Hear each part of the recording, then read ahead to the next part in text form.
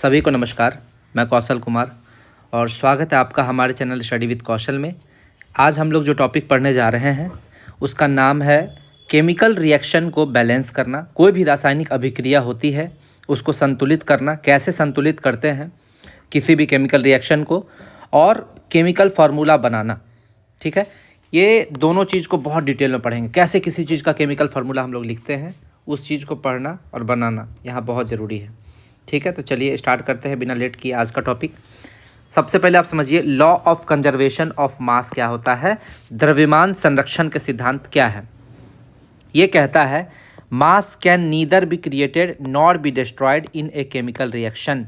बोल रहा है कोई भी रासायनिक अभिक्रिया होता है, केमिकल रिएक्शन होता है, उसमें मास यानी कि द्रव्यमान को ना तो क्रिएट किया जा सकता है, सृजन किया जा सकता है, और ना ही उसको डिस्ट्रॉय किया जा सकता है। ठीक है, ना ही उसको ख़त्म किया जा सकता है। मास जो है वो कंजर्व रहता है, संरक्षित रहता है। इसी को बोलते हैं law of conservation of mass.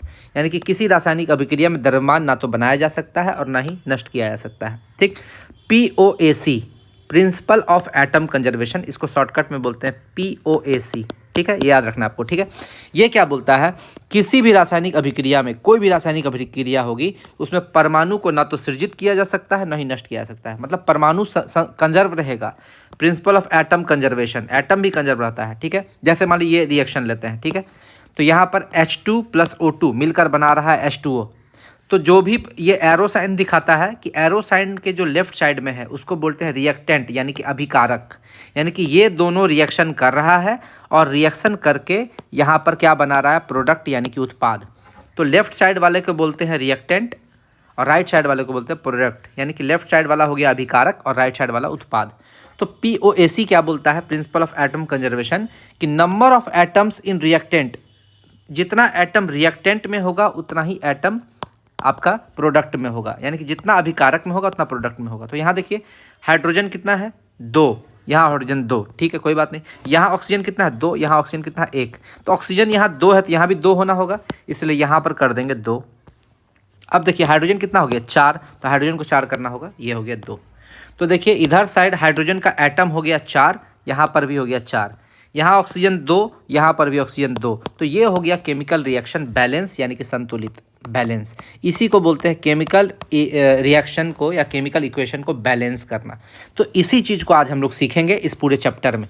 सबसे पहला क्वेश्चन है आपका बैलेंस करना किसको। देखिए N2 + H2 NH3, यानी कि N2 और H2 मिलके आपका NH3 बना रहा है। इसको कैसे बैलेंस करेंगे, तो एक टेबल बना देंगे। इसमें कौन कौन सा एलिमेंट यूज हो रहा है, नाइट्रोजन और हाइड्रोजन, यही यूज हो रहा है। इधर साइड भी NH3 बना रहा है अमोनिया। इस प्रोसेस को हेबर्स प्रोसेस बोलते हैं, हेबर्स प्रोसेस। ठीक है, अब देखिए पहले इधर साइड आपका N2 कितना है, 2 है। देखिए हम एक चीज़ मान लेते हैं कि रिएक्शन को बैलेंस करने के बाद यहाँ पर XH2 आएगा, यहाँ पर Y आएगा। ये आपको दिमाग में बैठा लेना है। ठीक है, यहाँ पर H2X आया और NH3Y आया। इसको छोड़ देना, इसको नहीं मानना है कुछ भी, इसको कुछ भी नहीं मानना। यहाँ X Y Z 3 को मानिएगा तो ज़्यादा हो जाएगा, 2 ही मानना है। पहला वाला छोड़ देना है, बाकी लिख देना है X और यहाँ Y। अब देखिए अब यहाँ लिखेंगे, एक टेबल बनाएंगे, टेबल बनाएंगे। टेबल में क्या लिखेंगे, नाइट्रोजन यहाँ पर कितना है, 2, और यहाँ पर नाइट्रोजन कितना है, Y। तो नाइट्रोजन लिख दिए, रिएक्टेंट में कितना है, 2, और प्रोडक्ट में कितना है, Y। यानी कि ये हो गया इधर था रिएक्टेंट, इधर था प्रोडक्ट। तो रिएक्टेंट में नाइट्रोजन 2 है, प्रोडक्ट में Y है। उसी तरह हाइड्रोजन के लिए लिखेंगे, हाइड्रोजन रिएक्टेंट में 2 और X, तो हो गया 2X, और प्रोडक्ट में 3Y, 2X = 3Y। अब इसी को बैलेंस कर देंगे POAC फॉर नाइट्रोजन, यानी कि प्रिंसिपल ऑफ एटम कंजर्वेशन जो आपको पहले बताए हैं उसके हिसाब से नाइट्रोजन के लिए क्या होगा, ये 2 और 2 और Y बराबर होगा, यानी कि 2 = Y, 2 = Y। यानी कि यहाँ से हमारा Y का वैल्यू आ गया 2, Y का वैल्यू आ गया 2। उसी तरह यहाँ पर H का वैल्यू निकालेंगे इससे, 2X = 3Y, 2X = 3Y। लेकिन Y का वैल्यू तो पता है 2, तो यहाँ क्या लिखेंगे 3 × 2, यानी कि 2X = 6, 2X = 6। तो इससे X हमारा क्या आ जाएगा, 3 आ जाएगा, X हमारा 3 आ जाएगा। इसका मतलब हम लोग यहाँ पर X और Y निकाल लिए हैं और इसको यहाँ पर इस वैल्यू में पुट कर देंगे तो ये हमारा रिएक्शन बैलेंस हो जाएगा। कैसे होगा देखिए, N2 + X की जगह हो गया 3H2, और ये बनाएगा 2NH3। यही हो गया हमारा केमिकल रिएक्शन बैलेंस। ये हो गया हमारा बैलेंस। ठीक है, यही हम लोग को निकालना था, बैलेंसिंग ऑफ केमिकल रिएक्शन कैसे करते हैं। उसी तरह KCl प्लस O2 KClO3 इसको बैलेंस करना है। तो क्या करेंगे, पहला वाला को छोड़ देंगे, दूसरा वाला में मान लेंगे यहाँ पर X और इसमें मान लेंगे Y। ठीक है, ये आपको समझना है। ये हमारा क्वेश्चन था, क्वेश्चन में हम लोग क्या कि ये हमारा क्वेश्चन था, इसको मान लिए X और इसको मान लिए Y। पहला वाला को छोड़ देना है, यहाँ कुछ नहीं मानना, X Y Z कुछ नहीं, खाली छोड़ देना इसको। ठीक है, अब वही टेबल बनाएंगे। टेबल में 3 एलिमेंट है, K है, Cl है और ऑक्सीजन है। तो K के लिए बना लिए, K के लिए क्या बनाए 1, K यहाँ पर कितना है 1 है और यहाँ पर कितना है Y है, तो 1 = Y। Cl के लिए, Cl भी यहाँ 1 है, Cl भी यहाँ 1 और Y है, Cl 1 है, यहाँ Y है। ऑक्सीजन के लिए यहाँ 2X है और यहाँ पर ऑक्सीजन 3Y है, 3Y। तो अब POAC K के लिए लगाएंगे, K के लिए जब लगाएंगे तो 1 = Y आ जाएगा, 1 = Y। ठीक है, पहला हो गया 1 = Y। Cl के लिए लगाएंगे तो Cl के लिए भी 1 = Y, 1 = Y। और फिर उसी तरह O के लिए लगाएंगे तो 2X = 3Y, 2X = 3Y। यानी कि Y का वैल्यू तो 1 है, तो 3 × 1, इससे X हमारा कितना आ जाएगा 3/2, X हमारा आ जाएगा 3/2। ठीक है, तो X और Y निकल गया, वैल्यू इसमें पुट कर देते हैं।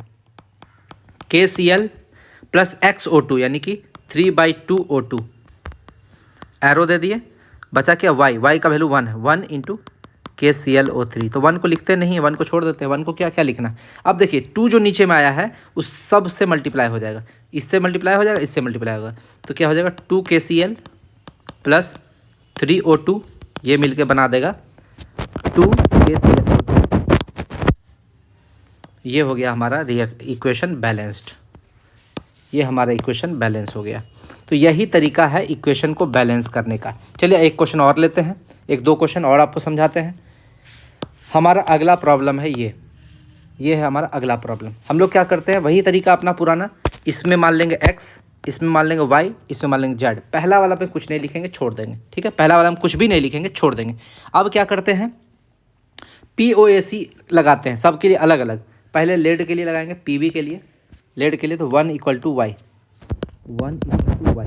ठीक है, ये टेबल आपको खुद से क्रिएट करना है। कैसे क्रिएट करना, देखिए यहाँ पर PB 1 है, यहाँ पर PBY है, तो 1 Y। ठीक है, उसी तरह यहाँ पर ऑक्सीजन कितना है 2 है, और यहाँ पर ऑक्सीजन कितना है Z है, 2 = Z। ठीक है, उसी तरह यहाँ पर हाइड्रोजन कितना है 2 और यहाँ पर X, तो 2 + X, हाइड्रोजन हो गया 2 + X, और यहाँ पर हाइड्रोजन कितना है 2Z। उसी तरह यहाँ पर क्लोरीन कितना है X और यहाँ क्लोरीन कितना है 2Y, X = 2Y। चारों को इक्वेट करते हैं। PB के लिए आ गया 1 = Y, ऑक्सीजन के लिए आ गया 2 = Z, ये ऑक्सीजन के लिए आ गया 2 = Z। ठीक है, तो Y और Z का वैल्यू निकल गया है। अब हम लोग को किसका वैल्यू निकालना है, X का। तो कोई भी इक्वेशन पकड़ लेते हैं, चाहे तो नीचे वाला या तो थर्ड वाला। X = 2Y लेते हैं, X = 2Y, यानी कि Y का वैल्यू 1 है, यानी कि X का वैल्यू आ गया 2। अब इस सारे वैल्यू को पुट कर देते हैं X, Y और Z का वैल्यू को इस इक्वेशन में। तो PbOH2 प्लस X का वैल्यू 2 डाल देंगे, 2HCl प्लस प्लस नहीं एरो, और ये रिएक्टेंट क्या बनाएगा Y का वैल्यू 1 है, यानी कि PbCl2 प्लस Z का वैल्यू 2 है, 2H2O। तो ये हो गया आपका इक्वेशन बैलेंस हो गया। अगला क्वेश्चन देखिए, अगला क्वेश्चन है ये मेरा AlBr3 प्लस K2SO4, ये मिलकर बना रहा है Al2SO4 × KBr। तो इसको समझना है कि फिर से वही केमिकल रिएक्शन बैलेंस करने के लिए यहाँ पर ले लेंगे X, यहाँ पर ले लेंगे Y, यहाँ पर ले लेंगे Z, और ये हमारा क्वेश्चन है। ठीक है, अब इसको टेबल बना लेंगे, एल्यूमिनियम के लिए, ब्रोमीन के लिए, पोटेशियम के लिए, सल्फर के लिए, ऑक्सीजन के लिए, ये सारे एलिमेंट के लिए हम लिख लेंगे। एल्यूमिनियम के लिए लिखेंगे तो इधर साइड 1 है, इधर साइड 2Y है, तो आ गया। सबसे पहले POAC लगा देंगे, 1 = 2Y, जिससे Y आ जाएगा मेरा हाफ। उसी तरह ब्रोमीन के लिए लगा देंगे तो 3 = Z, ब्रोमीन के लिए लगाएंगे तो 3 = Z। अब इसके लिए लगाएंगे, पोटेशियम के लिए लगाएंगे तो 2X = Z, 2X = Z, Z का मतलब 3, तो X = हो गया 3/2। X का वैल्यू भी निकल गया, Y का वैल्यू भी निकल गया, Z का वैल्यू। अब इसको पुट कर देते हैं, AlBr3 प्लस X का वैल्यू 3/2 K2SO4, और ये बनाएगा Y का value half Al2SO4 plus Z का वैल्यू 3 KBr। अब देखिए दोनों तरफ इक्वेट जब हम लोग कर देंगे, दोनों तरफ जब इक्वेट करेंगे तो इक्वेट कैसे करेंगे दोनों तरफ कि ये 2 को सबसे मल्टीप्लाई कर देंगे, तो यहाँ पर 2 लग जाएगा 2AlBr3 प्लस यहाँ पे तो 2 कट जाएगा 3K2SO4, यहाँ पे भी 2 कट जाएगा Al2SO4 होल 3, यहाँ पर 2 मल्टीप्लाई हो जाएगा 6Kbr। तो ये हो गया हमारा केमिकल रिएक्शन बैलेंस हो गया हमारा का केमिकल रिएक्शन बैलेंस हो गया। यही तरीका है किसी भी रिएक्शन को बैलेंस करने का, और ये सबसे आसान तरीका है। बचपन में हम लोग सोचते रहते थे कि साला वैल्यू पुट कैसे करें, क्या करें, नहीं ऐसा नहीं करना है, इसको आपको यही तरीका है बैलेंस करने का। अब देखिए जैसे कि यहाँ पर कुछ हम आपको होमवर्क दिए हुए हैं, FeCl3 plus NaOH FeOH whole 3 plus NaCl, इसको बैलेंस करके आपको दिखाना है या आपको कमेंट कर दीजिएगा, ठीक है। S8 प्लस O2 SO3, इसको बैलेंस करके दिखाना है। CO2 प्लस H2O ये बनाएगा C6H12O6 प्लस O2, ये फोटोसिंथेसिस वाला रिएक्शन है, ठीक है। फिर CaCO3 plus HCl CaCl2 plus H2O plus CO2, इसको भी बैलेंस करना है। NaHCO3 प्लस HNO3 ये बनाएगा NaNO3 plus H2O plus CO2। NaBr plus CaF2 ये बनाएगा NaF प्लस CaBr2। तो ये सारा आपका होमवर्क है, इसको आप कंप्लीट करके हमको कमेंट कर दीजिएगा, हम देख लेंगे कि आपका सही है कि नहीं है। देखिए ये सारा रिएक्शन को बैलेंस करने से आपका एक तो पॉजिटिव एनर्जी आएगा शरीर में कि हाँ चलिए मैं इक्वेशन को बैलेंस करना, केमिकल रिएक्शन को बैलेंस करना सीख लिया। तो अब हम आपको क्या सिखाने वाले हैं कि NaOH का फार्मूला कैसे लिखेंगे, केमिकल फार्मूला कोई भी कैसे लिखेंगे, कोई भी केमिकल फार्मूला लिखने के लिए क्या तरीका है, क्या उपाय है। तो चलिए उसके लिए आते हैं यहाँ पे, how to write any chemical formula. भाई NaOH सोडियम हाइड्रोक्साइड, इसका फार्मूला NaOH ही क्यों होगा, क्या कुछ और भी हो सकता है। तो चलिए उसको सीखते हैं। उसको सीखने के लिए सबसे पहले जानना होगा वैलेंसी संयोजकता, वैलेंसी और संयोजकता। चलिए अभी तक तो हम लोग पीरियोडिक टेबल नहीं पढ़े हैं, तो पीरियोडिक टेबल थोड़ा सा पढ़ते हैं। यहीं पे आपको पीरियोडिक टेबल पढ़ाते हैं और पढ़ा के उसका वैलेंसी हम आपको बताते हैं, वैलेंसी आपको बताते हैं, ठीक है। चलिए स्टार्ट करते हैं। सबसे पहले ग्रुप 1, पीरियोडिक टेबल जब आप पढ़िएगा तो उसमें आपको 18 ग्रुप मिलेगा। 18 ग्रुप में से जो पहला ग्रुप है ग्रुप 1, उसको बोलते हैं एल्कली मेटल्स, एल्कली मेटल्स क्षार धातु, ठीक है। तो एल्कली मेटल्स का ट्रिक क्या है याद रखने का, हे ली ना को रब से फरियाद, क्या कैसे याद रखिएगा, हे ली ना को रब से फरियाद, हेलिना को रब से फरियाद। तो इसमें आपको क्या याद रखना है कि हे से हो गया हाइड्रोजन, ली से लिथियम, ना से सोडियम, को से पोटेशियम, है ना, आरबी से रुबिडियम, से सीजियम, एफ फरियाद से फ्रांसियम। तो जितना भी है सबका वैलेंसी 1 होगा, यानी कि पहला ग्रुप का वैलेंसी 1 होगा। देखिए 1 1 1 1 1 1 1। लेकिन इसमें एक हाइड्रोजन ऐसा है जिसका वैलेंसी कभी कभी -1 भी हो जाता है, ठीक है। इसीलिए हाइड्रोजन को आवारा धातु बोलते हैं। क्या बोलते हैं, आवारा धातु, ठीक है। यानी कि इसका इधर उधर भटकते रहता है, कभी 1 वैलेंसी शो करेगा, कभी -1 शो करेगा, ठीक है। तो ये हो गया ग्रुप 1। अब आते हैं ग्रुप 2। ग्रुप 2 में क्या है कि आपका जितना भी एलिमेंट होगा उसका वैलेंसी होगा 2, संयोजकता कितना होगा 2, ठीक है। तो अब आपको ये समझना है कि ग्रुप 2 को बोलते क्या है, alkaline earth metals, alkaline earth metals. देखिए अर्थ मेटल्स क्यों बोलते हैं, क्योंकि ये मेटल है और एल्केलाइन है, लेकिन अर्थ के अंदर पाया जाता है, ज़मीन के अंदर पाया जाता है, इसलिए इसको अर्थ मेटल्स नाम देते हैं, ठीक है। अब देखिए एक चीज़ और समझना है, इसको कैसे याद करेंगे, बेटा मांगे कार स्कूटर बाप राजी, कैसे याद रखना है इसको, ऐसे याद रखना है, बेटा मांगे कार स्कूटर बाप राजी, बेटा मांगे कार स्कूटर बाप राजी। बेटा से हो गया बेरिलियम, मांगे से मैग्नीशियम, कार से हो गया कैल्शियम, स्कूटर से स्ट्रॉन्सियम, बाप से हो गया बेरियम, राजी से रेडियम। इस सारे का वैलेंसी 2 है, ठीक है। चलिए अब आते हैं ग्रुप 16। ग्रुप 16 को चैल्कोजन बोलते हैं, चैल्कोजन, या इसी को बोरोन फैमिली भी बोलते हैं, बोरोन फैमिली, ठीक है, बोरोन फैमिली। तो इसमें हम लोग क्या देखना चाहते हैं, ये देखते हैं कि इसमें सबका वैलेंसी क्या है, -2 है, -2, ठीक है। यानी कि 2 ही है वैलेंसी, लेकिन माइनस साइन इसलिए लग गया है क्योंकि ये इलेक्ट्रॉन को एक्सेप्ट करता है, इलेक्ट्रॉन को एक्सेप्ट करेगा, और ये लोग क्या करता है, इलेक्ट्रॉन को निकालता है बाहर।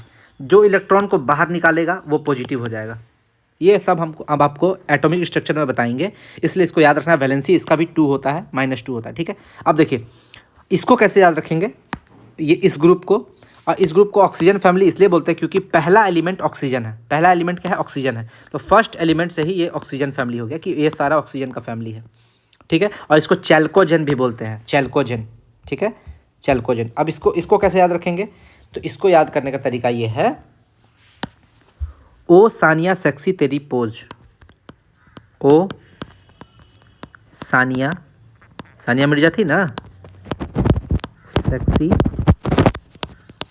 तेरी पोज, ठीक है। ओ सानिया सेक्सी तेरी पोज, तो ओ हो गया ऑक्सीजन, सानिया से हो गया एस से सल्फर, सेक्सी से सेलेनियम, तेरी से टेलुरियम और पो से पोलोनियम, ठीक है। तो ये हो गया तरीका आपको याद रखने का ग्रुप 16। और ग्रुप 16 से आपको वैलेंसी क्या याद हो जाएगा, इसमें सभी एलिमेंट का वैलेंसी कितना है, 2 है। ये आपको याद करना ही पड़ेगा। आप अभी याद कर लीजिएगा तो पीरियोडिक टेबल आपके लिए आसान हो जाएगा, ईजी हो जाएगा। इसलिए अभी ही याद कर लीजिए, पीरियोडिक टेबल जब पढ़ाएंगे यही सब चीज़ पढ़ाएंगे, आपको आसान पड़ेगा, ठीक है। अभी आप केमिकल फार्मूला लिखने सीखिएगा अगर आप इसको याद कर लीजिएगा तो। अगला है ग्रुप 17 हेलोजन। हेलोजन में क्या है, fluorine, chlorine, bromine, iodine. Fluorine, chlorine, bromine, iodine, सब का वैलेंसी -1, सब का वैलेंसी -1, ठीक है। ये भी आपको याद रखना है। आगे आते हैं ग्रुप 18। हाँ, एक चीज़ और याद रखना, ग्रुप 17 को बोलते हैं हेलोजन। ग्रुप 17 को क्या बोलते हैं, हेलोजन। ग्रुप 18 को बोलते हैं noble gas, inert gas. Noble gas का मतलब अक्रिय गैस, अक्रिय गैस। जितने भी अक्रिय गैस हैं मैक्सिमम का खोज किया था रैमजे। किसने किया था, रैमजे। हाइड्रोजन का खोज कौन किया था, हेनरी कैवेंडिश, ठीक है, हाइड्रोजन। और यही कैवेंडिश जी का भी खोज किया था, गुरुत्वाकर्षण नियतांक, ग्रेविटेशनल कांस्टेंट का खोज यही कैवेंडिश ही किया था। ऑक्सीजन का खोज किया था प्रिस्टले एंड सीले, ठीक है। तो ये सब चीज़ आपको याद रखना है कि किसका खोज कौन किया था, ठीक है। ठीक है, ग्रुप 18 पढ़ रहे थे हम लोग, ठीक है। ग्रुप 18 का ट्रिक है हेमा, नेहा और करिश्मा जेरोक्स रूम में। हेमा, नेहा और करिश्मा जेरोक्स रूम में का मतलब कुछ नहीं है, रूम में, बस ऐसे ही। तो हेमा से हो गया हीलियम, नेहा से नियॉन, और से हो गया आर्गन, करिश्मा से क्रिप्टॉन, जेरोक्स से जेनॉन, रूम से रेडॉन। तो ये आपका टेक्निक है पूरा नोबल गैस को याद रखने का। और नोबल गैस का वैलेंसी 0 होता है। वैलेंसी कितना होता है, 0, किसी से रिएक्ट नहीं करेगा एकमात्र जेनॉन को छोड़ के। क्यों, जेनॉन का वैलेंसी 4 होता है, 6 होता है, 2 भी होता है, देखिए एक छूट गया, 2 भी होता है।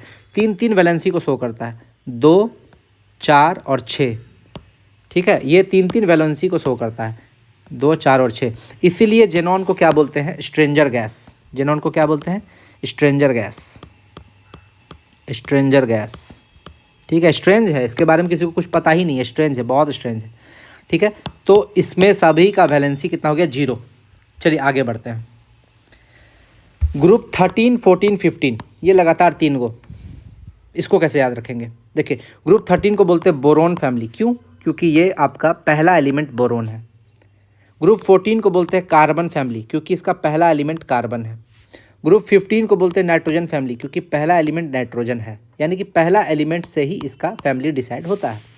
अब इसको ग्रुप 13 का बात करते हैं। ग्रुप 13 को कैसे याद रखें, ग्रुप 13 में सभी का वैलेंसी 3 है, +3, सभी का वैलेंसी +3 है। कैसे याद रखेंगे, बैगन, आलू, गाजर, बैगन, आलू, गाजर इन थाली में, इन थाली, ठीक है। तो बैगन से हो गया बोरोन, आलू से हो गया एल्यूमिनियम, गाजर से हो गया गैलियम, इन से हो गया इंडियम, थाली से हो गया तेलुरियम। थाली से क्या हो गया, तेलुरियम। अब अगला ग्रुप 14 को देखते हैं। ग्रुप 14 को कैसे याद करेंगे, कार्बन फैमिली। इसको याद करने का तरीका है कहे सीता जी सुनो प्रभु, कहे सीता जी सुनो प्रभु, कहे सीता जी सुनो प्रभु। तो कहे सी से हो गया कार्बन, सीता से हो गया सिलिकॉन, जीई से हो गया जर्मेनियम, एसएन से हो गया टीन और पीबी से हो गया लेड, लेड, लेड यानी कि प्लम्बम, ये सारा चीज़ बता चुके हैं आपको। अब इसमें वैलेंसी, ये 14 ग्रुप का वैलेंसी आपको याद करना पड़ेगा। क्यों? क्योंकि देखिए कार्बन का वैलेंसी +4 -4 दोनों होता है, सिलिकॉन का वैलेंसी +4 होता है, जर्मेनियम का भी +4 होता है, -4 भी शो करता है कभी कभी। और आपका टीन जो है +2 +4 दोनों फॉलो करता है। तो टीन इंपॉर्टेंट हो गया, टीन ये इंपॉर्टेंट हो गया, इसलिए ऐसे मार्क कर दिए। लेड इंपॉर्टेंट हो गया, तो ये दोनों को हम स्पेशली अलग कलर से डिनोट कर देते हैं, टीन और लेड। इसको याद करना है आपको, किसी भी हाल में याद करना, टीन और लेड, ठीक है, इसको याद करना है। ये हो गया आपका +2 और +4 दोनों वैलेंसी ये शो करता है। ग्रुप 15 को नाइट्रोजन फैमिली बोलते हैं। इसको कैसे याद करेंगे? नाना पाटेकर ऐश्वर्या सब बिंदास, नाना पाटेकर ऐश्वर्या सब बिंदास, ठीक है। तो ये हो गया आपका नाना से नाइट्रोजन, पार्टिकल से हो गया फॉस्फोरस, ऐश्वर्या से हो गया एस, एसबी से हो गया आपका टीन, है ना, टीन नहीं सॉरी, एसबी से क्या हो गया, एंटीमनी हो गया शायद, सॉरी, ठीक है। बीआई से हो गया बिस्मथ। सब का वैलेंसी +3 या -3 ही होता है। जैसे यहाँ पे -3। आर्सेनिक का आपको याद रखना +3 और +5 दोनों होता है, तो इसको हम एक बार हाईलाइट कर देते हैं। आर्सेनिक आपको अलग से याद कर लेना है। बाकी सब में आपका दोनों में -3, लास्ट का दोनों में +3, बीच में आपका +3 +5। तो ये वैलेंसी आपको याद करना है पूरा पीरियोडिक टेबल में, जितना ज़्यादा हो सके। ग्रुप वाइज याद कीजिए। देखिए सबका 3, सबका 1, सबका 2, सबका 2, सबका 1। तो ये ग्रुप में याद, सबका 0 ग्रुप में याद करना इजी होता है, इसीलिए हम आपको ग्रुप में बताएं। वैलेंसी याद करना इसीलिए आसान हो जाता है। अब आइए सिल्वर, कुछ ऐसा है जिसको याद करना ज़रूरी है। सिल्वर जो है इसका सिंबल होता है Ag और इसका वैलेंसी होता है +1, याद रखना है आपको। कोबाल्ट का होता है +2, निकेल का होता है +2, जिंक का होता है +2, कैडमियम का होता है +2, क्रोमियम का होता है +3, एल्यूमिनियम का होता है +3, प्लेटिनम का होता है +4, गोल्ड का दोनों होता है +1 और +3, मॉलिब्डेनम का होता है +6, यूरेनियम का होता है +6, यानी कि मॉलिब्डेनम और यूरेनियम दोनों का +6 होता है। तो अब देख रहे हैं 1, फिर इस चारों का 2, फिर इसका 3, फिर इसका 4, फिर इसका 1 और 3, गोल्ड का 1 और 3, और फिर इसका 6। तो ये सारा आपका वैलेंसी आपको याद रखना है, आपको बहुत काम आने वाला है फार्मूला लिखने में। जो फार्मूला लिखना आपको सिखा रहे हैं उसमें बहुत ही ज़्यादा यूज़फुल है। आगे आते हैं, वेरिएबल वैलेंसी का बात करते हैं। वेरिएबल वैलेंसी जैसे कुछ ऐसे एलिमेंट होते हैं जिसका 2 वैलेंसी होता है, 2 वैलेंसी, ठीक है। जैसे कॉपर का बात करते हैं, कॉपर कभी कभी +1 वैलेंसी भी दिखाता है और +2 वैलेंसी भी दिखाता है। तो जब कॉपर +1 वैलेंसी दिखाता है उसको बोलते हैं क्यूप्रस, सुने होंगे ना, क्यूप्रस ऑक्साइड। किसी को क्यूप्रस बोलते हैं, किसी को क्यूप्रिक बोलते हैं। आखिर दोनों में अंतर क्या है? जो छोटा वाला होगा उसको अस लगाएंगे लास्ट में, और जो बड़ा वाला होगा उसको इक लगाएंगे। यहाँ देखिए इसके यहीं पे कर देते हैं अस और इक, है ना, लास्ट में है ना IC, इक। तो अस का मतलब हो गया छोटा वाला और इक का मतलब हो गया बड़ा वाला, ठीक है, अस और इक। तो ये कॉपर का हो गया +1 वैलेंसी और +2 वैलेंसी। कॉपर 2 वैलेंसी शो कर रहा है, +1 और +2। +1 होगा क्यूप्रस और +2 हो जाएगा क्यूप्रिक। ये दोनों आपको याद रखना है, ठीक है। उसी तरह आयरन का बात करते हैं। आयरन का लैटिन नेम होता है फेरम। तो जब ये +2 वैलेंसी शो करेगा तो इसको बोलते हैं फेरस, और जब ये +3 वैलेंसी शो करेगा तो इसको बोलते हैं फेरिक। फेरस फेरिक, ठीक है। लेड का बात करते हैं। लेड का +2 और +4 दोनों होता है, यहाँ हम आपको बता चुके हैं। लेड का +2 +4 दोनों होता है, टीन का +2 +4 दोनों होता है। तो लेड और टीन हम लोग यहाँ पे देखने वाले हैं, ठीक है। लेड को जब +2 होगा तो प्लम्बस, लास्ट में OUS, प्लम्बस। अब +4 होगा तो प्लम्बिक, लास्ट में IC वर्ड लग जाएगा, ठीक है। उसी तरह टीन का बात करते हैं, तो टीन का लैटिन नेम होता है स्टेनस, ठीक है। तो जब टीन में +2 वैलेंसी लगेगा तो इसको बोलेंगे स्टेनस, OUS, लास्ट में OUS। जब +4 होगा तो स्टेनिक। आर्सेनिक का बात करते हैं, आर्सेनिक, +3 और +5 2 वैलेंसी आर्सेनिक का, +3 और +5। उसी तरह मरकरी का बात करते हैं, +1 और +2। मरकरी को कॉपर के ग्रुप में डाल दीजिए, ये भी +1 +2, ये भी +1 +2, ठीक है। और लेड, मैंगनीज और टीन, ये दोनों का +2 +4, ठीक है। LTM, ठीक है, LTM, lead, tin, manganese, LTM, ठीक है। जो भी आपको याद है, MLT, ठीक है, जो भी आपको याद रखना है, ये दोनों का +2 और +4 होता है, तो ये आपको याद रखना है। मैंगनीज का +2 भी होता है, +4 भी होता है। तो मैंगेनस बोलेंगे तो +2 और मैंगेनिक बोलेंगे तो +4। उस तरह मर्क्यूरस तो +1, मर्क्यूरिक तो +2। ये टेबल आप स्क्रीनशॉट ले लीजिए और फोटो खींच लीजिए, इसको बहुत ज़रूरी है याद करना। जैसे यहाँ पे आप गोल्ड का बात करते हैं, गोल्ड का बात करते हैं तो गोल्ड को बोलते हैं ऑरम। क्या बोलते हैं? ऑरम। तो गोल्ड का +1 और +3 दोनों वैलेंसी होता है। +1 जब रहेगा इसको बोल देंगे ऑरेनस, और +3 रहेगा ऑरेनिक। लेकिन कहीं कहीं इसको ऐसा दिखा देगा, गोल्ड ब्रैकेट में 1, और इसको दिखा देगा गोल्ड ब्रैकेट में 3। यानी कि ब्रैकेट में 1 और 3 दिखाने का मतलब है कि गोल्ड का वैलेंसी 1, गोल्ड का वैलेंसी 3। जैसे हम बोलेंगे गोल्ड ऑक्साइड, ठीक है, तो ब्रैकेट में 1 लिख देगा, समझ जाएंगे कि इसका वैलेंसी 1 ले रहा है, और ब्रैकेट में 3 लिख देगा, समझ जाएंगे वैलेंसी इसका 3 ले रहा है। ये भी आप समझ सकते हैं, ठीक है। जैसे लेड 4 ऑक्साइड, ठीक है, तो यानी कि पीबी का वैलेंसी हम लोग 4 ले रहे हैं, ठीक। तो ये हो गया इसका। अब देखिए कुछ पॉली एटॉमिक आयन की वैलेंसी है, इसको देखिए, इसका स्क्रीनशॉट आप ले लीजिए, यहाँ तक देखिए,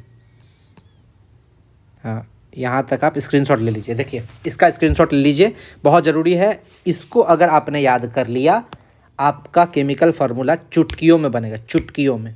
इसको अगर आपने याद कर लिया, मैं एक बार इसको पढ़ के सुना देता हूँ कि क्या है क्या नहीं है, इसका सारा चीज़ मैं पढ़ के बता देता हूँ। जैसे देखिए नाइट्रेट का फार्मूला होता है NO3, वैलेंसी -1।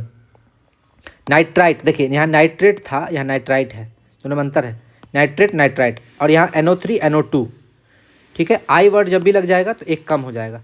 जैसे नाइट्रेट का NO3 है तो आई लग गया ना, आई लग गया तो NO2 हो गया, एक कम हो गया, -1 और -1 दोनों को वैलेंसी -1। सल्फेट SO4, सल्फाइट आई वर्ड लग गया, एक कम हो गया SO3। समझ में आया? जब भी आई वर्ड लगेगा तो नॉर्मल वाला से एक कम हो जाता है। सल्फेट का SO4 आपको याद है, तो सल्फाइट एक कम कर दीजिए SO3। अब देखिए वही है थायोसल्फेट, ठीक है, तो एक सल्फर को और जोड़ दिए H2O3, इसमें एक सल्फर और जोड़ दिए थायोसल्फर H2O3, तो इसका वैलेंसी है -2, ठीक। उसी तरह हाइड्रोजन सल्फाइड, ठीक है, हाइड्रोजन सल्फेट है, तो SO4 के आगे एक हाइड्रोजन लगा दिए, ठीक है, तो HSO4 हो गया।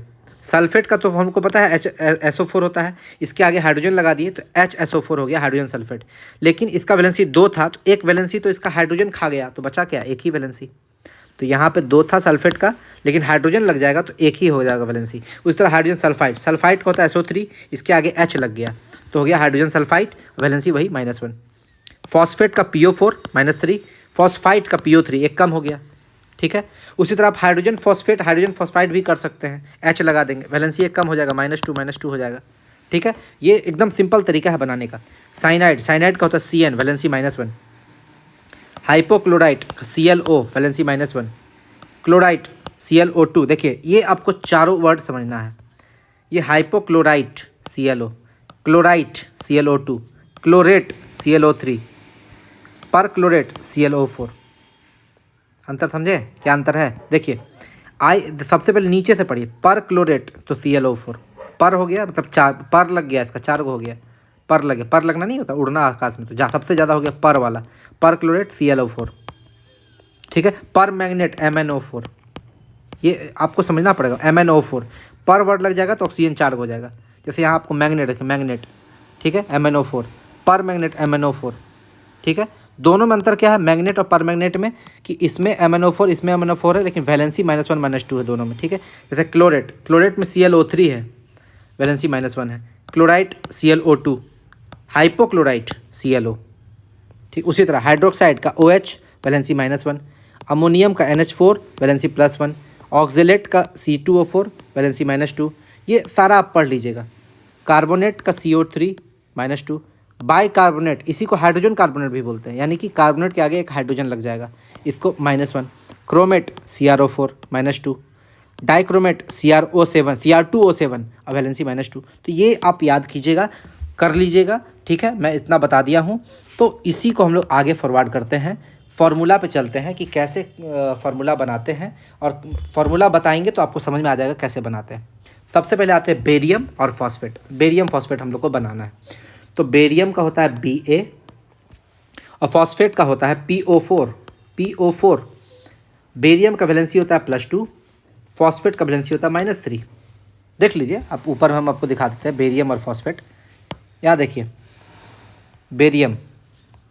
बेरियम कौन ग्रुप में है, यहाँ देखिए बेरियम बेरियम यहाँ पर है ग्रुप 2 में, वैलेंसी हो गया +2। और फॉस्फेट कहाँ देखिए, फॉस्फेट PO4 वैलेंसी हो गया -3। तो यहाँ पर हम लिख दिए, आपको याद करना पड़ेगा ये वैलेंसी, ठीक है। अब इसको लिखने के बाद क्रॉस मल्टीप्लाई कर देंगे, क्रॉस मल्टीप्लाई, तो ये क्या हो जाएगा Ba3 PO4 होल 2, यानी कि Ba के साथ 3 लगेगा, यानी कि इस Ba के साथ ये 3 लगेगा और PO4 के साथ 2 लगेगा, PO4 के साथ 2 लगेगा। तो PO4 तो 2 एलिमेंट है, इसलिए ब्रैकेट ले लिए, ब्रैकेट लेकर 2 लगाए। यही हो गया हमारा फॉर्मूला इसका Ba3 और PO4 होल 2। ये हो गया बेरियम फॉस्फेट का फॉर्मूला। तो ये आपको फॉर्मूला लिखने आएगा। अभी देखिए ना कितना सा आराम करवाते हैं प्रैक्टिस। या तो आपको ऐसा लिखेगा आयरन 3 सल्फेट या तो फेरिक सल्फेट, दोनों में से कोई एक चीज़ लिखा रहेगा। आयरन 3 यानी कि आयरन का वैलेंसी यहाँ पर 3 है, आयरन का वैलेंसी कितना है 3 है।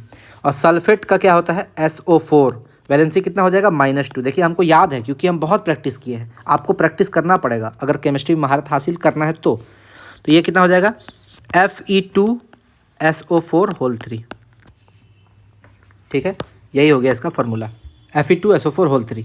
अगला आते हैं, अगला है अमोनियम सल्फेट। अमोनियम का क्या होता है NH4 और सल्फेट का होता है SO4।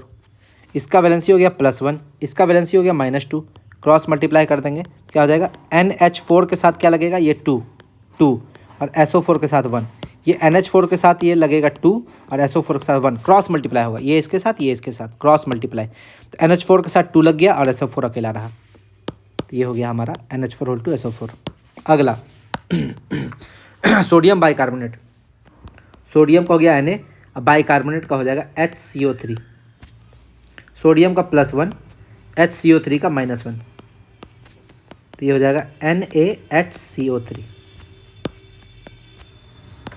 ठीक है। उसी तरह सोडियम ऑक्साइड, सोडियम का हो गया Na, ऑक्साइड का हो गया O, ऑक्साइड का O, लेकिन ऑक्साइड में ऑक्सीजन का वैलेंसी होता है 2 और सोडियम का वैलेंसी होता है 1, 2 नहीं -2, माइनस प्लस पे साइन आपको ध्यान नहीं देना है, बस आपको वैलेंसी 2 और 1 पे ध्यान देना है। तो Na2O, ठीक है। अगला सोडियम हाइड्रोक्साइड, तो सोडियम का हो गया Na, हाइड्रोक्साइड का हो गया OH, इसका वैलेंसी +1, इसका वैलेंसी -1, क्रॉस मल्टीप्लाई कर देंगे NaOH। 1 को थोड़ी लिखते हैं हम लोग, 1 से ज़्यादा होता है तभी लिखते हैं। अगला हाइड्रोजन क्लोराइड, हाइड्रोजन का हो गया H, क्लोराइड का Cl, ठीक है। इसका -1, इसका +1, क्रॉस मल्टीप्लाई कर देंगे तो ये हो जाएगा HCl। अगला हाइड्रोजन सल्फाइड, हाइड्रोजन का हो गया H, सल्फाइड का हो गया S, इसका वैलेंसी +1, इसका वैलेंसी -2, H2S, ठीक है, H2S हो गया। पोटेशियम का हो गया K, ब्रोमाइड का हो गया Br, +1, इसका -1, क्रॉस मल्टीप्लाई कर देंगे ये हो जाएगा KBr। अगला क्वेश्चन सोडियम क्लोराइड, सोडियम का हो गया Na, क्लोराइड का हो गया आपका Cl, ठीक है। इसका +1, इसका -1, क्रॉस मल्टीप्लाई कर देंगे तो ये हो जाएगा NaCl। अगला कैल्शियम, कैल्शियम का हो गया Ca, क्लोराइड का हो गया Cl, कैल्शियम का +2 वैलेंसी, इसका -1, क्रॉस मल्टीप्लाई कर देंगे CaCl2। अगला अमोनियम कार्बोनेट, NH4 कार्बोनेट हो गया CO3, इसका वैलेंसी +1, इसका वैलेंसी -2, क्रॉस मल्टीप्लाई कर देंगे तो ये हो जाएगा NH4 होल 2 CO3। अगला लेड नाइट्रेट, लेड का हो गया Pb, नाइट्रेट का हो गया NO3, नाइट्रेट का NO3, ठीक है। अब समझिए लेड का वैलेंसी +2 +4 दोनों होता है, नहीं दिया है तो छोटा वाला लेंगे, ठीक है। +2 और ये -1, क्रॉस मल्टीप्लाई कर देंगे PbNO3 होल 2, PbNO3 होल 2, ये हो गया आपका फार्मूला।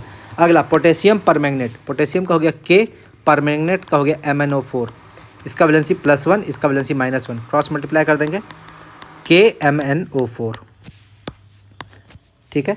अगला है पोटेशियम डाइक्रोमेट, पोटेशियम का हो गया K, डाइक्रोमेट का होता है Cr2O7, ठीक है। इसका वैलेंसी +1, इसका वैलेंसी -2, क्रॉस मल्टीप्लाई कर देंगे तो हो जाएगा K2Cr2O7। अगला क्वेश्चन मर्क्यूरस नाइट्रेट, ठीक है। मर्क्यूरस यानी कि Hg और नाइट्रेट का क्या हो गया NO3। देखिए जब भी अस लगेगा तो छोटा वाला, मरकरी का 2 वैलेंसी होता है, 2 और 3, ठीक है। तो इसमें छोटा वाला ले लेंगे, छोटा वाला का क्या हो जाएगा छोटा वाला का मतलब हो जाएगा +2 और नाइट्रेट का हो जाएगा -1। ये हो जाएगा HgNO3 होल 2 ठीक है। तो ये हो गया इसका। कैल्शियम फॉस्फेट का क्या हो जाएगा, कैल्शियम का हो गया Ca और फॉस्फेट का हो जाएगा PO4। कैल्शियम का वैलेंसी +2, फॉस्फेट का वैलेंसी -3, क्रॉस मल्टीप्लाई कर देंगे तो Ca3PO4 होल 2। ठीक है। अगला सोडियम स्टीयरेट का फॉर्मूला देखिए आपको समझना होगा, C17H35COO। इसका वैलेंसी +1, इसका वैलेंसी -1, क्रॉस मल्टीप्लाई करेंगे तो ये हो जाएगा C17H35COO, इसके साथ आ जाएगा Na। याद रखिए जब भी इसके साथ Na आता है तो यही सोप का फार्मूला होता है, सोप साबुन का फार्मूला, सोप यानी कि साबुन। सोडियम स्टीयरेट साबुन का फार्मूला है, लेकिन दो तरह का साबुन होता है, एक तो सोडियम होगा, एक पोटेशियम होगा। ठीक है, सोडियम और पोटेशियम। तो सोडियम स्टीयरेट में यहाँ Na लगा रहेगा, पोटेशियम स्टीयरेट में यहाँ का पोटेशियम लगा रहेगा। बस यही, ये जब आपको सोप और डिटर्जेंट पढ़ाएंगे तब हम आपको ये पूरा डिटेल में बता देंगे। आगे आते हैं टीन एसीटेट। टीन का हो गया SN और एसीटेट का हो गया CH3COO। टीन का वैलेंसी हो गया +4 और इसका वैलेंसी हो गया -1, क्रॉस मल्टीप्लाई कर देंगे तो ये हो जाएगा SnCH3COO का 4। ठीक है। अगला हाइड्रोजन पेरोक्साइड। हाइड्रोजन का हो गया H, पेरोक्साइड का हो गया O2। देखिए पेरोक्साइड में O2 होता है, वैलेंसी भी 2 होता है, -2, ये +1। अब इसको क्रॉस मल्टीप्लाई करेंगे तो क्या हो जाएगा H2O2।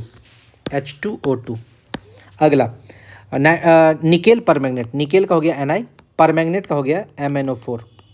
इसका वैलेंसी हो गया -1, इसका वैलेंसी हो गया +2, क्रॉस मल्टीप्लाई कर देंगे तो हो जाएगा NiMnO4 का होल 2। ठीक है। अगला अब देखिए जेनॉन का कंपाउंड। देखिए जेनॉन जो हम बताए थे, जितना भी अक्रिय गैस होता है, यहाँ पर आपको हम बताए हुए थे, यहाँ पे ये लास्ट वाला, जितना भी अक्रिय गैस होता है उसका वैलेंसी होता है 0, लेकिन एकमात्र ऐसा जेनॉन है जिसका 2, 4 और 6 तीनों वैलेंसी को शो करता है ये। इसीलिए जेनॉन जो है एकमात्र ऐसा अक्रिय गैस है जो कंपाउंड बनाता है, इसलिए इसको स्ट्रेंजर गैस भी बोलते हैं, स्ट्रेंजर गैस। तो यही चीज़ हम जेनॉन के बारे में आपको यहाँ बता रहे हैं कि कहाँ गया, अच्छा यहीं पे रहा। देखिए जेनॉन जो है ये +2, +4, +6 तीनों वैलेंसी को शो करता है। इसे यहाँ देखिए XeF4, ये एक कंपाउंड बना रहा है जेनॉन का फ्लोरीन के साथ, तो ये इसमें अपना +4 वैलेंसी को शो कर रहा है, +4। XeF6 यहाँ पे +6 वैलेंसी को शो कर रहा है। XeO3 यहाँ पर +6 वैलेंसी को शो कर रहा है। XeOF4 यहाँ पर +6 वैलेंसी को शो कर रहा है। XeF2 यहाँ पर +2 वैलेंसी को शो कर रहा है। XeOF2 यहाँ पर +4 वैलेंसी को शो कर रहा है। यहाँ पर 4, 6, 6, 6, 2, 4, ये इतना वैलेंसी 2, 4 और 6 वैलेंसी को शो करता है। यानी कि एकमात्र ऐसा अक्रिय गैस है जो यौगिक बनाता है, कंपाउंड बनाता है, जेनॉन। इसीलिए इसको स्ट्रेंजर गैस भी बोलते हैं। आगे आते हैं पोटेशियम क्लोरेट। पोटेशियम क्लोरेट का फॉर्मूला क्या होगा, पोटेशियम क्लोरेट, तो आप समझिए पोटेशियम का हो जाएगा K और क्लोरेट का हो जाएगा ClO3। K का वैलेंसी +1, क्लोरेट का -1, क्रॉस मल्टीप्लाई कर देंगे KClO3 आपको याद रखना पड़ेगा। बहुत लोग इसको डायरेक्टली याद रख लेते हैं। अब देखिए इसको आपको होमवर्क करना है। पोटेशियम क्लोराइड हम आपको बताए हैं, क्लोरेट, क्लोराइड, हाइपोक्लोराइड, ये सब का। पोटेशियम क्लोराइड का फार्मूला ये होता है, आपको घर में बना लेना है कैसे हुआ। पोटेशियम हाइपोक्लोराइड का फार्मूला KClO, पोटेशियम पर क्लोरेट KClO4। देखिए अंतर क्या है, KClO, KClO2, KClO3, KClO4, नाम भी चेंज हो जाता है। Potassium chlorate, potassium chloride, potassium hypochloride, potassium perchlorate, चारों का नाम अलग है, फार्मूला अलग है। तो इसको आपको याद करना पड़ेगा। क्लोरेट, अब देखिए यहीं पे ब्रोमेट लगा देगा, मान लीजिए क्लोरेट की जगह ब्रोमेट दे देगा तो बस क्लोरीन की जगह Br कर देना, O3 वही रहेगा। मान लीजिए क्लोराइड तो यहाँ पे ब्रोमाइड कर देगा तो Br, KBrO2। पोटेशियम हाइपोब्रोमाइड, मान लीजिए ब्रोमाइड कर दिया तो KBrO। पोटेशियम पर क्लोरेट की जगह पोटेशियम पर ब्रोमेट तो KBrO4। बस यही, क्लोरीन की जगह ब्रोमीन आ जाएगा। यही आपको क्लोरीन की जगह ब्रोमीन आयोडीन भी आ सकता है, जैसे पोटेशियम आयोडेट तो ClO3 की जगह IO3 हो जाएगा, KIO3। क्लोरीन की जगह आयोडीन हो जाएगा, बस यही अंतर है और कुछ नहीं है। अगला क्वेश्चन पोटेशियम मैग्नेट। पोटेशियम का हो गया K, मैग्नेट का हो गया MnO4, वैलेंसी इसका -2, इसका +1, क्रॉस मल्टीप्लाई कर देंगे तो हो जाएगा K2 MnO4, K2MnO4। उसी तरह कैल्शियम ऑक्जेलेट, कैल्शियम का हो गया Ca, ऑक्जेलेट का हो जाएगा आपका C2O4, है ना, C2O4। इसका वैलेंसी हो गया +2, इसका वैलेंसी हो गया -2। देखिए जहाँ पर दोनों वैलेंसी सेम हो काट दीजिए, तो बचा क्या, CaC2O4, CaC2O4। अब ऐसा मत कीजिएगा फिर Ca के साथ 2 मल्टीप्लाई कर दिए, क्यों, क्योंकि यहाँ पर कटने वाला है, जहाँ पर कटने वाला होगा, यहाँ पर कटने वाला था काट दिए, काट के 1 बचा, 1 को थोड़ी लिखेंगे, CaC2O4। अगला कैल्शियम साइनाइड, तो कैल्शियम का हो गया Ca, साइनाइड का हो गया Cn, कैल्शियम का वैलेंसी +2, Cn का वैलेंसी -1, क्रॉस मल्टीप्लाई कर देते हैं तो क्या हो जाएगा, Cn2, ये हो गया आपका formula. Hydrogen cyanide, hydrogen cyanide का हो गया आपका H, हाइड्रोजन का हो गया H, साइनाइड का हो गया Cn, इसका वैलेंसी हो गया +1, इसका वैलेंसी हो गया -1, क्रॉस मल्टीप्लाई कर देंगे तो ये हो जाएगा HCN, हाइड्रोजन साइनाइड। अगला पोटेशियम फेरी साइनाइड, पोटेशियम का हो गया K, फेरी साइनाइड का होता है